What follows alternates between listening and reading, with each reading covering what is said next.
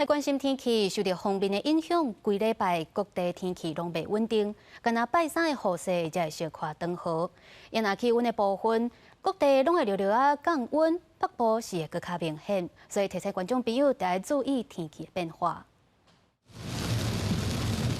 天顶开始落大雨，就连雨撇也袂覆盖玻璃漂互蒸汽，因为对流分下雨，而且受西南风的影响，中南部透早就落大雨。家己的铺子更加是伫1点钟内就落40毫米的雨量。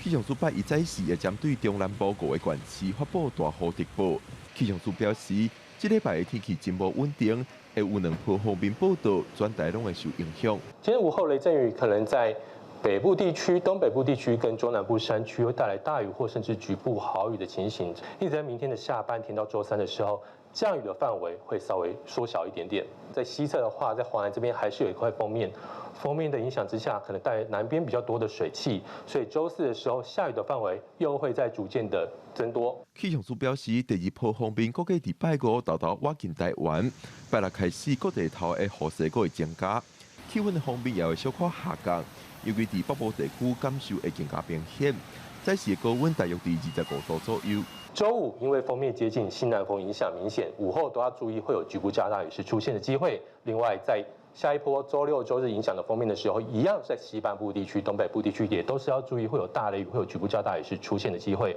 但下一波锋面再来的时候，一样东北风下来带比较凉的空气，在周6、周日的时候，温度也会再下降一点点哦。另外，虽然中度风台爱为年继续往东北方向行，对台湾无直接的影响，但是气象署也提醒民众，伫拜三进前，基隆北海岸、东部沿海、南屿、绿岛甲恒春半岛，拢要注意有长影发生。